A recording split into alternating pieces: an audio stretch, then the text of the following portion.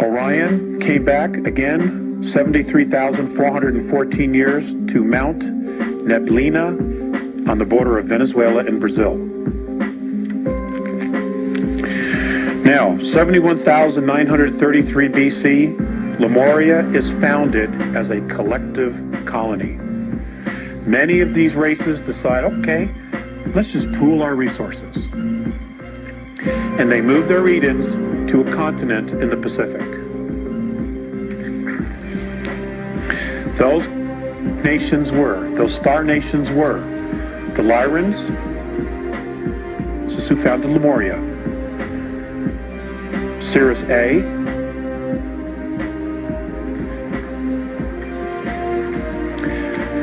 Pleiades, races from Tegeta and Meropa, specifically. Those two star systems, Tegeta and Meropa. Ursa Minor,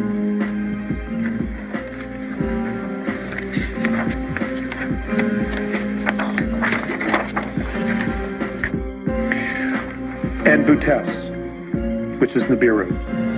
This is 71,933 BC. Okay, Lemuria is established as a collective colony. So now everybody's working together. Okay? Good sign. That's a good sign. Okay? It didn't last, however. 57,600 BC. Atlantis is founded. Now, somewhere between the establishment of Lemuria and the establishment of Atlantis, the Pleiadians get pissed off and they leave.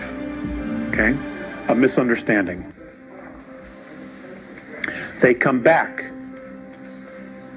They come back to the star system. And Atlantis is founded 57,600 BC. It's the Pleiadians again, the Nibiru, Antarians, the Hyades, a group from Sagittarius, and the Andromedans.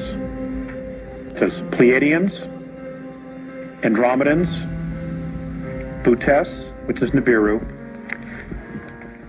But you might as well know where they're from. Aldebaran, Antarians, Antarieans, the Hyades, which is right here, and Sagittarians. Of Nibiru, all of these are O2s, okay, that establish Atlantis. O2 breathers, with the exception of Nibiru. Some of them of the Nibiruan tribe are oxygen breathers, okay, because they come from Sirius, okay? But those that come from Butes are hydrogen. 31,017 BC, Lemuria is destroyed in war. 27,603 BC, Atlantis is destroyed.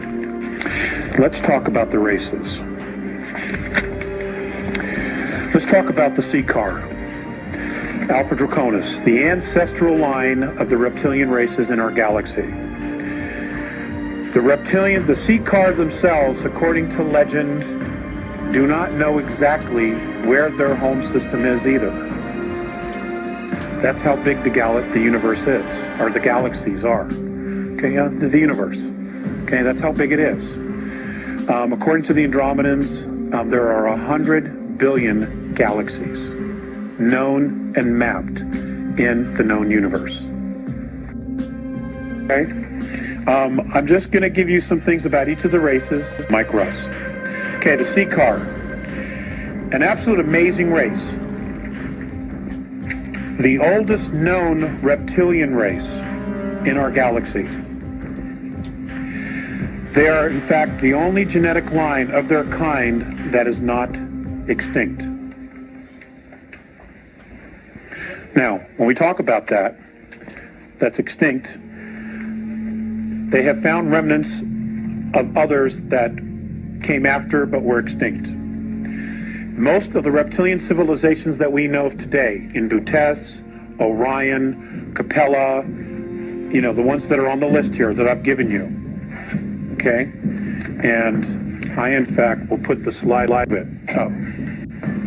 They are all genetic manipulated half-breeds of the original C-car race. Okay? Okay? So, just so that you understand that. They stand 18 to 25 feet tall. They weigh up to 2,500 pounds. They're like Tyrannosaurus Rexes. They're monsters. They have black, leathery brown scaled bellies. They have multiple abdomens. They have whiskers along their chin and jawline. They had a mating claw and multiple tongues. I'm going to give you some very specific information. Right. Well. They lay eggs, and what is called a battle hormone is used to accelerate the birthing process. This is why ancestral females did not participate in war. Stronger young females were expected to defeat and kill older and weaker leaders in ritual combat. The C-car race is ruled and managed by genetic lines, genetic lineage. And genetic lineage always follows the mother, because you always know who the mother is. You don't always know who the father is. Ruled by a monarchy of a queen genetic lineage, they are one of the most powerful races in the galaxy.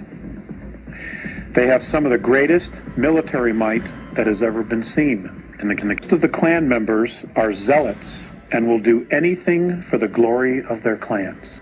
They have been the chief enemy of all human races in this galaxy in past conflicts. They have 3 spinal columns.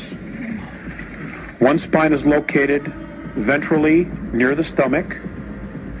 The other 2 are located dorsally on the left and on the right of the C-car's body. Spinal columns join near the dorsal of the geometric center at the extreme posterior of the trunk to form a long and very powerful tail. Inside of the hands or claws of the C-car are jelly-like sacs that excrete various hormones and substances when the C-car is aroused, either for sex or for battle. Now, I'm going to talk about the Lyrans. I'm also talking about us, okay, and our ancestors, and all the ancestors of the ancient Lyran line, genetic line. The human race is unusual in having all of its members' race derive from one genetic line. That's an amazing thing. That is an amazing thing. Okay. Their skin color is amber, blue, and or red.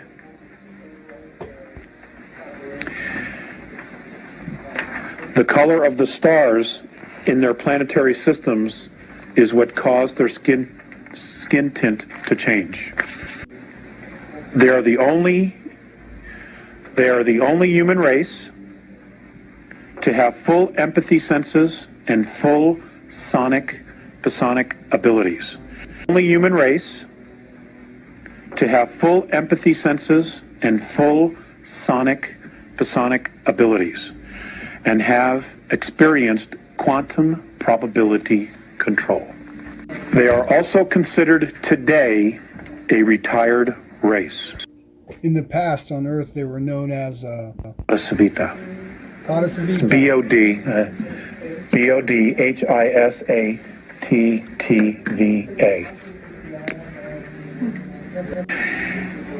They have been known to monitor and provide guidance. Planetary systems today. What's interesting is that the Lyrans prefer to live on ringed worlds. In the Andromedan Council, they are known as an elder race, which carries great prestige. On the council. Because extraterrestrial civilizations, ladies and gentlemen,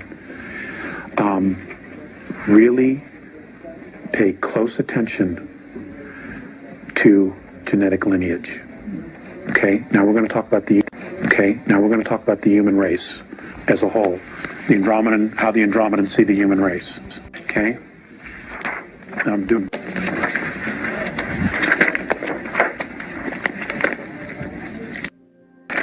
Some of the human race is unusual in having all of its member races derived from one genetic line.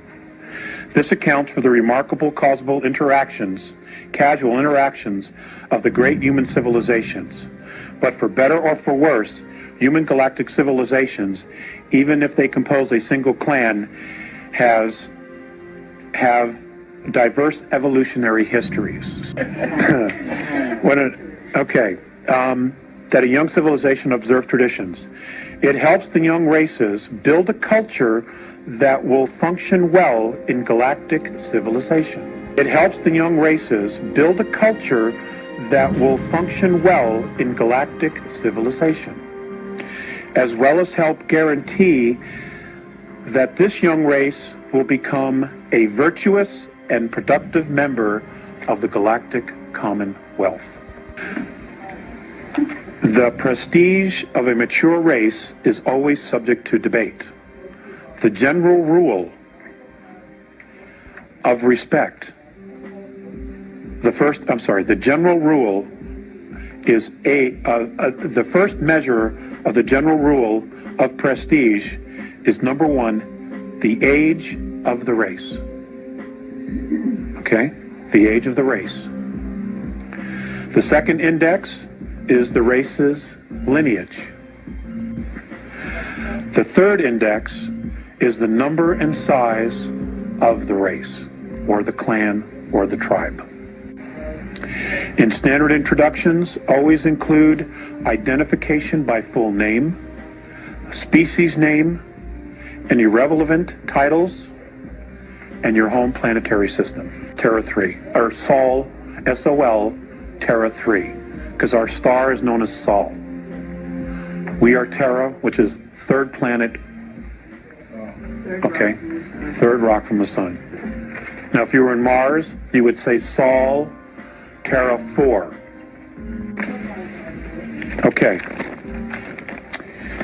we covered that. I'm going to talk about the Greys, the Dows. D-O-W is how the Andromedans refer to them.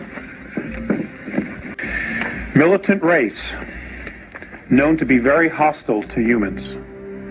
Humans have never been able to successfully negotiate with the Dows. I'm sure that our military wished they knew about this in the 50s. I'm sure that our military... Okay. Because, they made agreements, they signed treaties, and the Dows have never kept one of them, but they're so technologically advanced that we're having a hell of a time getting rid of them. Okay, but apparently everybody's had a lot of problem with them. Okay, they are known in the inner circles as a pain in the ass. Most avoid them at all costs.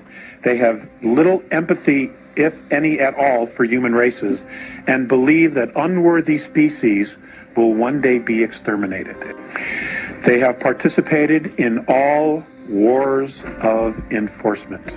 They have been attributed with 3 accidental extinctions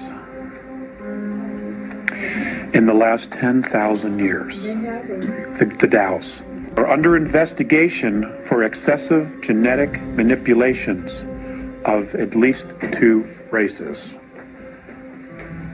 Your Earth race being one of them.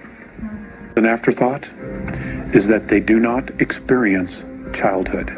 And do something so severe, they will literally go to war to enforce a punishment, to enforce something, a restriction. They will do that. What is going to be happening here in our solar system in the next couple of years is being classified as a war of enforcement. Okay? Not a police action. They're coming in to kick butt because they've crossed the line. And we're not the only star system. You know, there are 21 other star systems that are having the exact same problem that we're having. Being kicked out. Yes, that they want all regressive presences off our system, off our planet and the moon. They want them completely out of here. End of story. They want them out of here. If it's true that the moons of Mars, Phobos and Deimos, are no longer in orbit around Mars, and that they are in fact in orbit around Earth, then something really major is about to happen. As people are taking photographs, they are. People are seeing it. I live too close to Denver, and there's just a lot of city lights. But there are people back east who say they're seeing them, or people in Europe who are seeing them. You know, who said they've seen it. The solar eclipse in Turkey several years ago.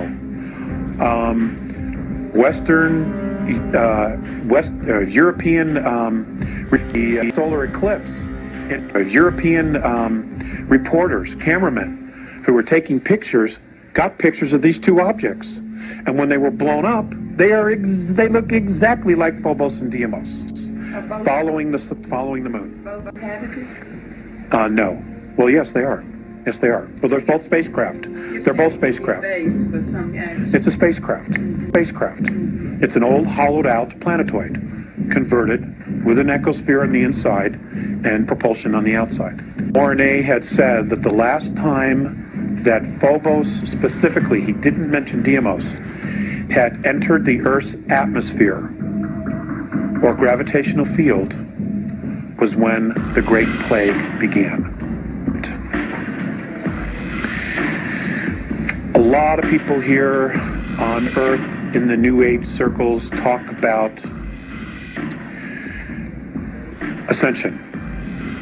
But, you know, nobody really knows what the ascension is. Okay, they know that, well, what we do know is that there are higher densities and that all of us are striving to reach a higher frequency in the hopes that we will move into a more evolved society, become more evolved ourselves, and become more expanded consciousnesses. Because sometimes third density is just too damn hard. I acknowledge all that. All of that is correct. Those things do happen. And there is archaeological evidence in the galaxy of races that have actually changed their frequency and moved to a higher level. That's a fact. But it is not called ascension. It's called upliftment. And apparently, none of the races that have done this have done it by themselves. They have always had someone help them out of the mess that they're in. Reach down and basically mentor them to the next level. Does that mean they don't know? Okay, it's as solid as this, it's just completely different. Okay, the physicality is different. The physicality is much bigger. It's on a much grander scale. Okay, the color spectrum, okay, or the color spectrum where we live on now is 72 different frequencies of color. Fifth density, it's 123. Okay? And I've talked about this before. There are colors and things that I've seen that I can't explain. There's just no way, because there's nothing here to compare it to. Do we Demi. know, you mentioned upliftment. Do we know who or if we are being helped with upliftment? I think that that's a possibility. I think that that is an absolute, real, definite possibility. Because Visayas said to me once, before he crossed over, that our specific Terran race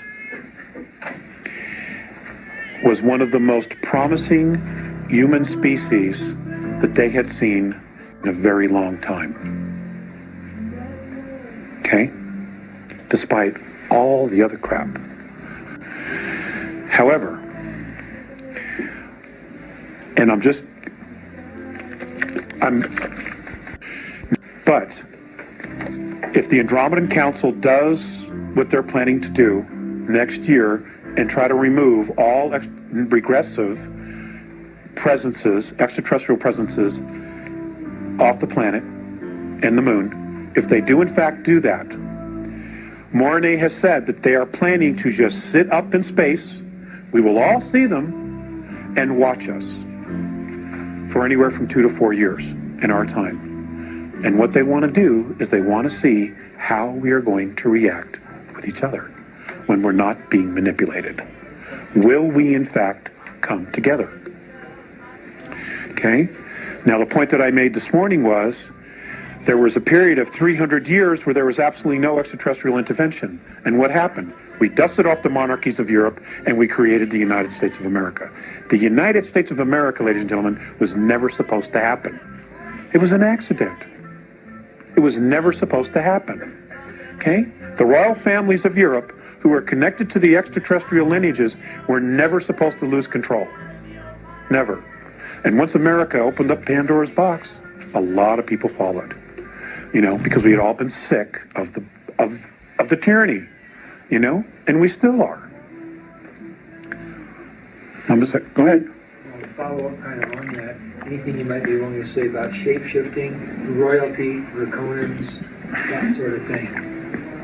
I had this conversation earlier as well with a member of our audience. Shapeshifters. Does technology exist where someone can create a holograph around themselves? Yes, the technology does exist. Is that technology presently being used on Earth? The answer to that is no. Okay, now,